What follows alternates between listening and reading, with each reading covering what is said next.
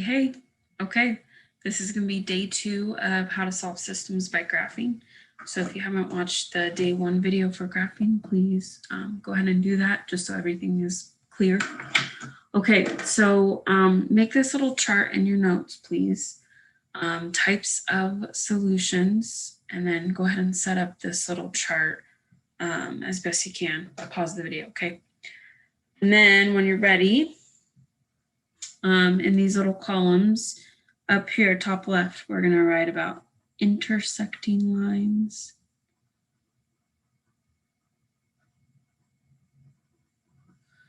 And in the middle, we're going to talk about parallel lines. And then at the end, it'll be same line. Okay. So when you go to graph these equations, when you're dealing with systems of equations, most of the time, like 95% of the time, you're going to have those two lines cross at one intersection point. Okay, that's going to happen 95% of the time. So in here, you're just going to do a little baby graph, nothing too precise. Okay, and you're going to show, if you have two different colors, this might be helpful here. Just go ahead and, graph two lines on here and show that they intersect at one location. Okay, so that right there, their intersection point would be the solution, right? So 95% of the time, you're going to have those two lines cross, and they have one intersection point. And if that's the case, then that is just one solution. So you just have one final answer, one ordered pair that works for that system. Most solutions or most systems just have one solution, okay? One XY value. But there's some exceptions, okay? This is the other 5% of the time. You're going to run into these two scenarios. So if you want to do a little baby sketch, please, baby graph on both of these. Let's talk about what happens if you graph two lines that are parallel. Parallel means two lines that never intersect, they never cross. So on a graph, if you have two equations that have the same slope, the same rise over run, they're going to be increasing at the same rate, which means they are never going to intersect. And if there's no intersection point, then guess what? There's no solution. I'm going to say that again. If there's no point of intersection, then there's no solution. Okay. So on this one, I want you to draw two lines that are parallel as best you can. And then you're going to tell yourself that in that case, there's no solution.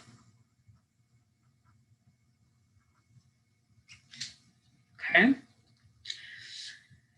All right. So most of the time they're going to cross, they're going to have one intersection point, which means they have one solution. If they're ever parallel lines, then they would have no solution since they don't intersect. And then what happens if your two equations actually end up being the same exact line, just like on top of each other? What happens there? Well, what that would mean is that this is a solution, and this is a solution, and this is a solution, and every single point along that line is a solution. They would have many, many, many solutions. So here, you're going to draw, as best you can, a line, and then the second equation, hopefully you have two colors so you can see this, is literally like right on top of it. Same slope, same intercept, it's the same equation, essentially.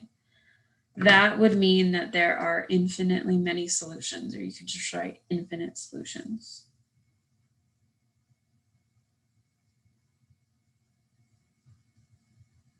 Okay, so it is possible to get no solutions and infinite solutions. We don't see it often, but it is possible. So I wanted you to know that. Okay, so the biggest thing I wanted to talk about today is mentioning that, but also in our last lesson, all of the equations were already in slope-intercept form, but a lot of the times they're not going to be. Most of the time they're going to be like in standard form or some other type of linear equation. So in order to graph it, I think it would be best for you to convert it into slope-intercept form.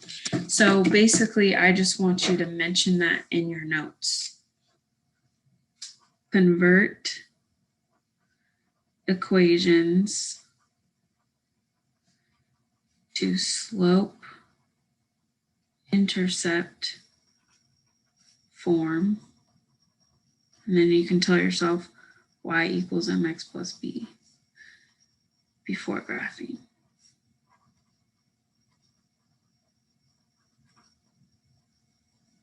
Okay, that is my advice to you.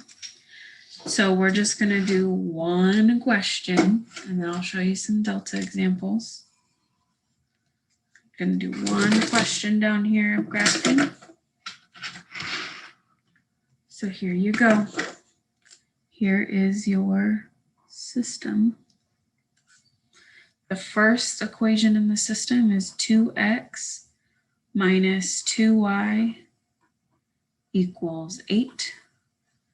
And the second equation in the system is 5x plus y equals 2. Okay. So before I go to graph that, which we will, so save some room, before I go to graph that, I got to convert those into slope-intercept form. So that's actually going to be my first task. So 2x minus 2y equals 8. I'm going to go ahead and rearrange that guy. So I want to move the x term over, so meaning I have to subtract it.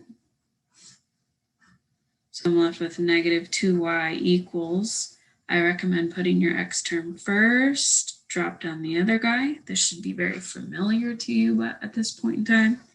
And we want to get y by itself, so you divide by whatever's attached to y. But you got to make sure you divide every single term by that negative 2. So we are left with y equals, and then we simplify here, we get positive 1x. You can put the 1 in front of the x. You don't really need it. 1x is just x. 8 divided by negative 2 is negative 4. So here's one of our equations. Now let's go ahead and take that second equation and convert that. 5x plus y equals 2. So I'm going to move the x term over. How I do that is by subtracting it so that it cancels there. And hey, I'm left with positive y already. I don't have another step here. So now I put my x term, my constant at the back. So we have y equals negative 5x plus 2. So those are my two equations that I need to graph. So when we draw a little graph over here, just make sure you can at least go down to negative 4 on the y-axis.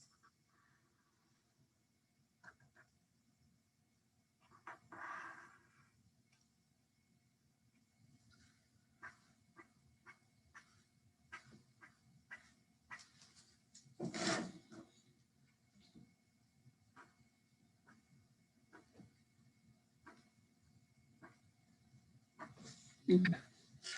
So make your little tick marks and let's go ahead and graph these guys.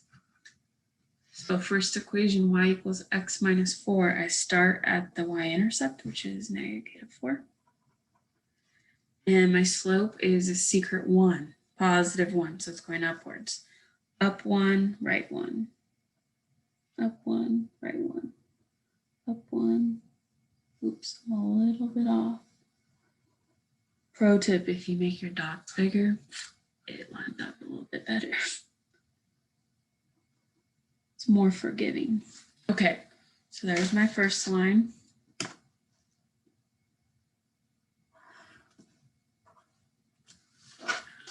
Okay, second equation. Feel free to pause the video and do it yourself. That would be great. Second equation, we start at y-intercept of positive 2. And here your slope is negative 5. So you're going to go down 5 and right 1. 1, 2, 3, 4, 5 and right 1. Boom, there you go. There's your intersection point.